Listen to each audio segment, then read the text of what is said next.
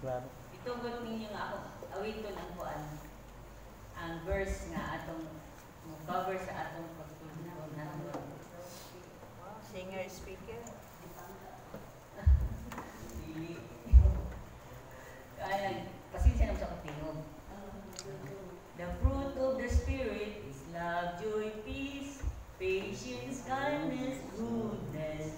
The fruit of the Spirit is faithfulness, gentleness, and self-control. If you live by the Spirit, let us live in step in the Spirit. Galatians 5:22 and 25. The fruit of the Spirit. So, ang ulan sa atong pamalandungan na living by the Spirit, walking in love. So magkada, so familiar man tagyod no sa tanan ni nga bersikulo, the fruit of the Spirit. So, ano ang love?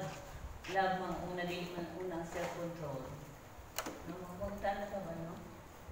Anong dili man yun ang the fruit of the Spirit, self-control, love mang gyud una. Yes, practice that's not. So, sugutag sa dili. So kana gyud ang ang flow ana siya. Ang flow sa fruit of Spirit. Una ang love, kay dili man nato ma-experience o ma-realize ang sunod nga mga sunod nga fruit of the Spirit kung wala ang love ang una gayud. No?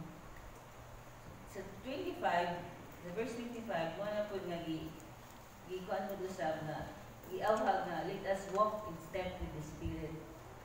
So giawhag kita man na karon ang atong kuan is living by the Spirit, let us walk in love. So mag-focus ta sa love karon. Naitulo lang ka puntos na akong pag-share sa inyo atong ayun pa rin pastor himay-himay yun. No? Pero kani akong idala karon na kuan mensahe. O repetition na ni sa mensahe ni pastor sa tigo bulan nun, loving others, Pastor Brian. So may repetition ani. So sorry lang kung may repetition. Living by the Spirit, let us walk in love because first point is to love is a command. Second point is to disobey to love is dangerous. Katulong, to love is a protection. Na itong anong tanong. To love is a command. Ingon din, si Jesus nagsulti sa iyang mga disipulo sa John 13:34 ang basahan sa Binsaya. Busa karon ihatag ko kaninyo ang usa ka bag-o nga sugo, paghigugmaay kamo. Kung unsa ang akong paghigugma kaninyo, kinahanglan sama usab ni ana ang inyong paghigugma sa usab-usab. Unsa ang sugo ni Jesus? That is the command of Jesus. Love one another. Dili love one another ha. Kay di na kumidya, love one another. Sa ato is love one another. Kabalo na is a command. Ang kuan daw, hopefully nga dili nato ni ipareho nga ang command as a suggestion. Dili sa suggestion is a command. Naagi ang nasulti na nanay authority. So sa military pa na anay commander-in-chief. Si dire ang nagsulti, si Jesus man yun. He is the authority na ipagsulti na ini. Kaya inyo niya kay nagigugma ako kaninyo sama sa kung gihugma ko kamo muna siya na authority nga ingon nga gugma ang inyong isig kaingon.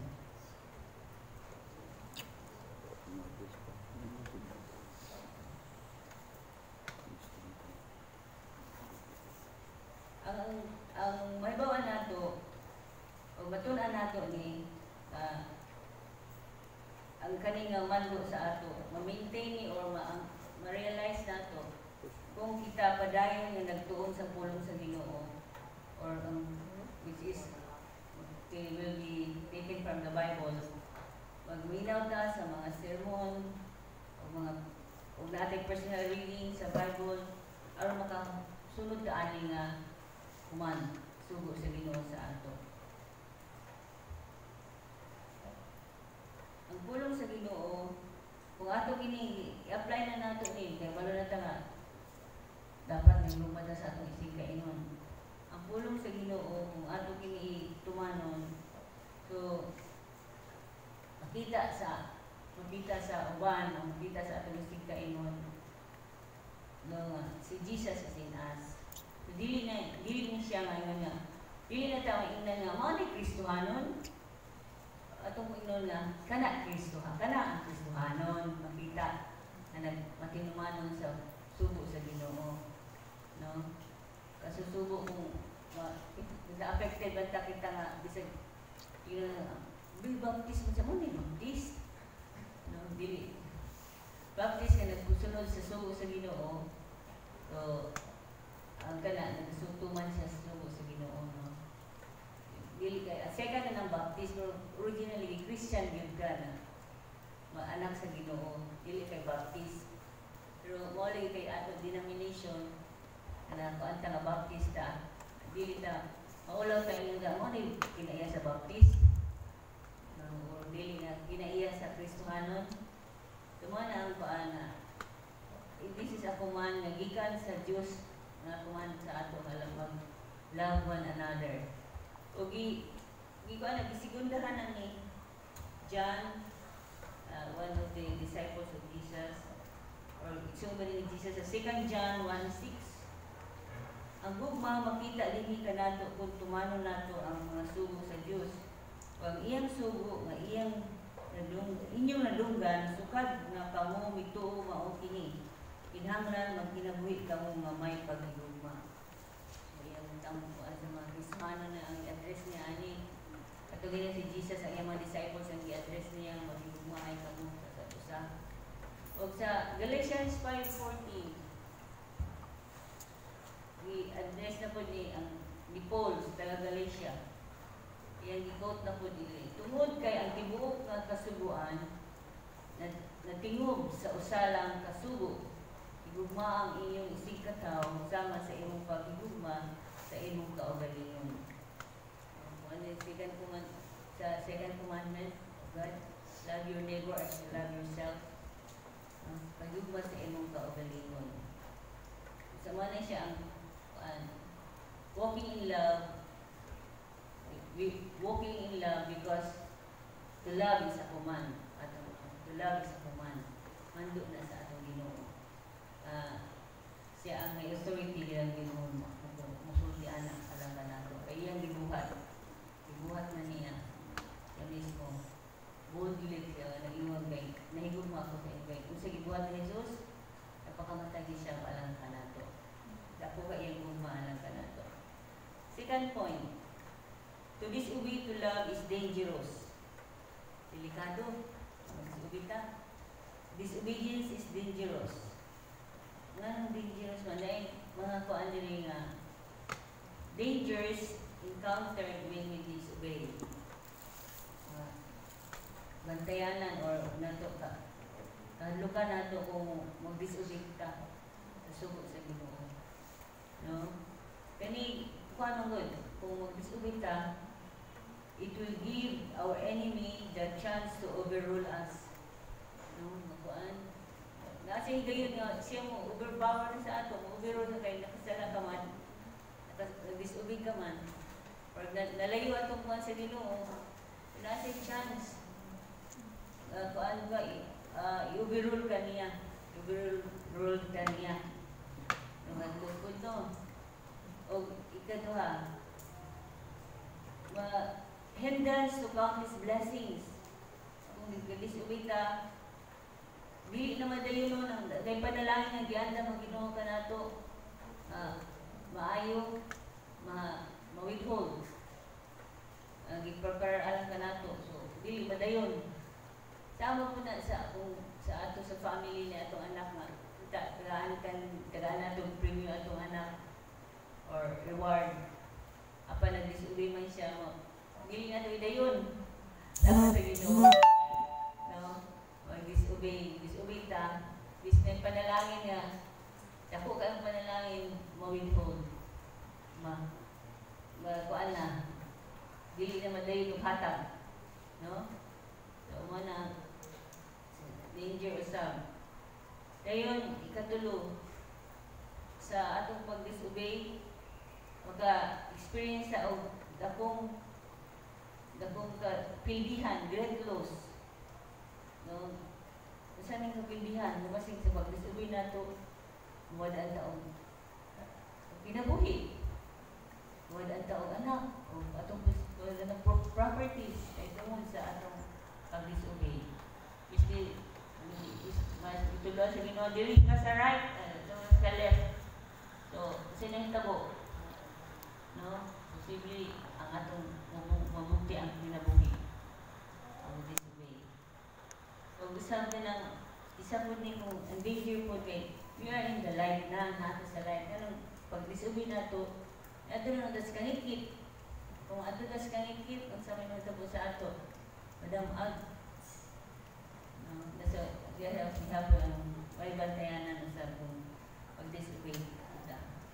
Pero unsa na ito ba-avoid kining mga dangers kung nag-disobey ta? Ang pag-awhag sa nato is continue walking in God's power and presence.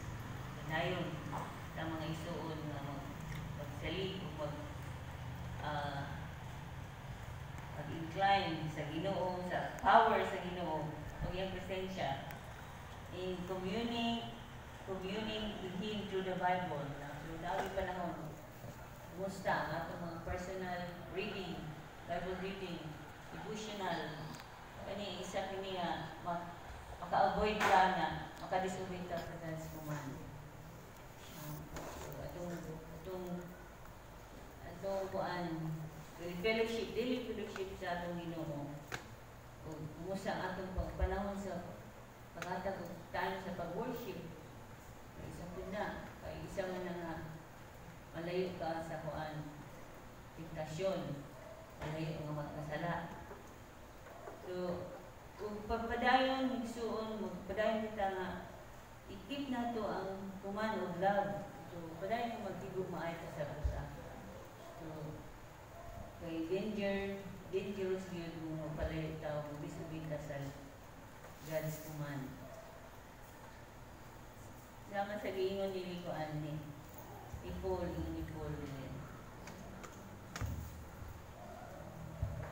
Sa Romans 13:8, kinahanglan dili ka mo magpabilin nga utangan kung bisan kinsa. Gawas lang sa utang nga mao ang paghinigugmaay sa usa-usa.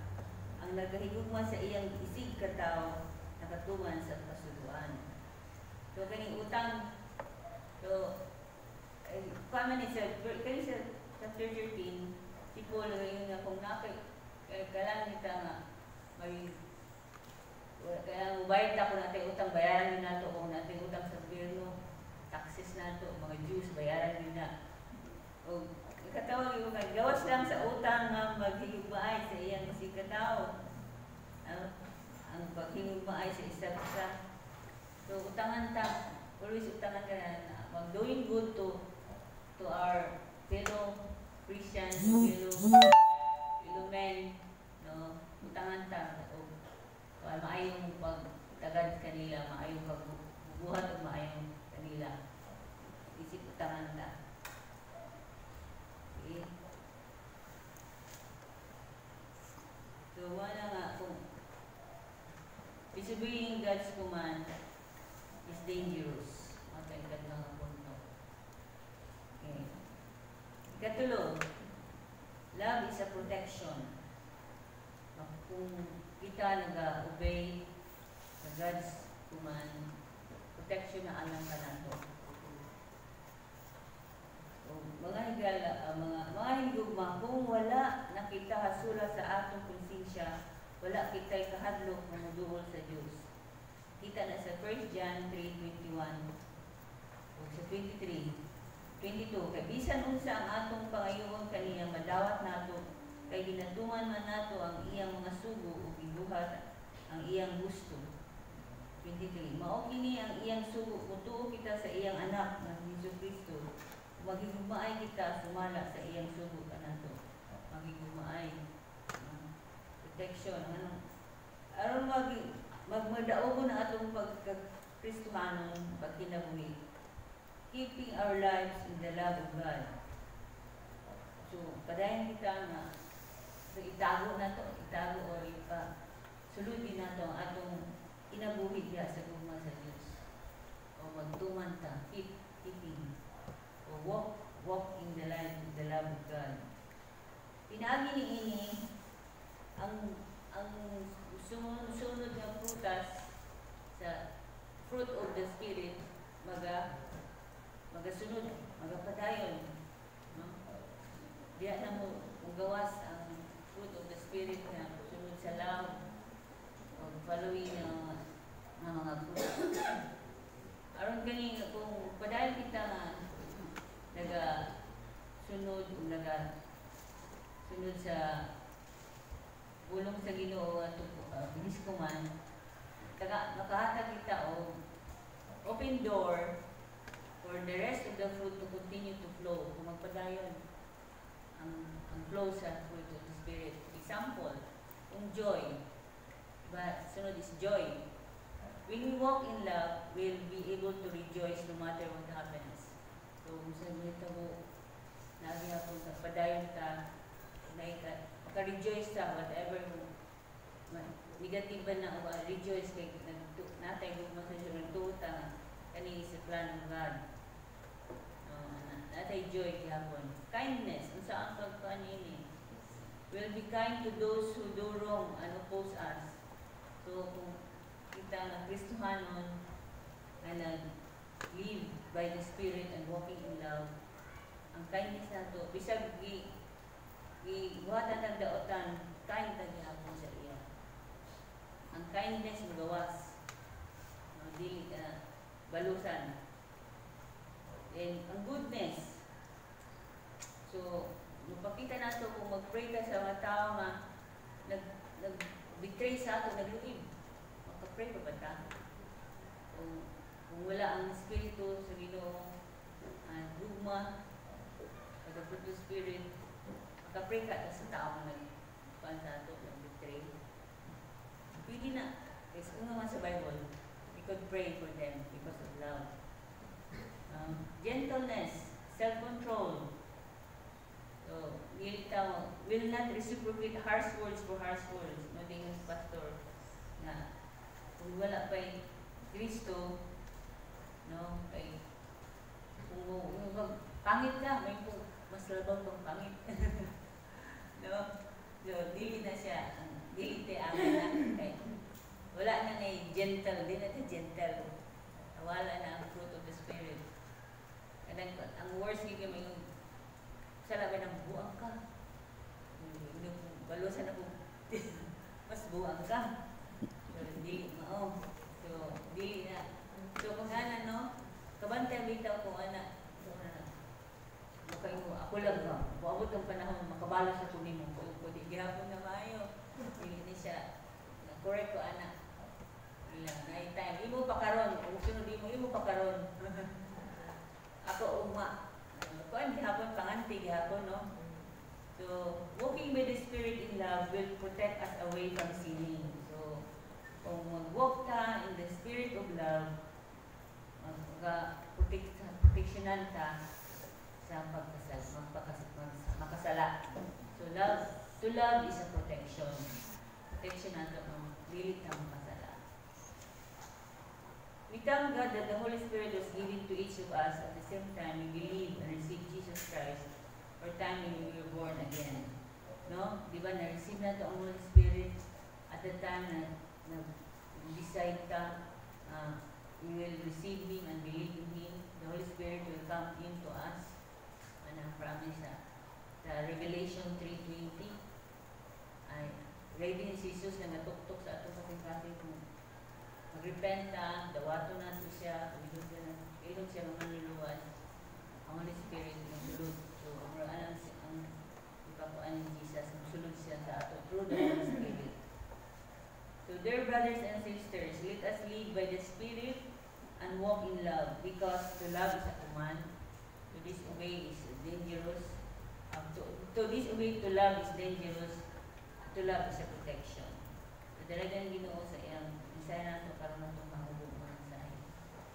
Salamat Ginoo, salamat sa imong dako. Mahuma ka namo. Salamat Ginoo nga ikaw matinudaanon, ikaw nagprotekta namo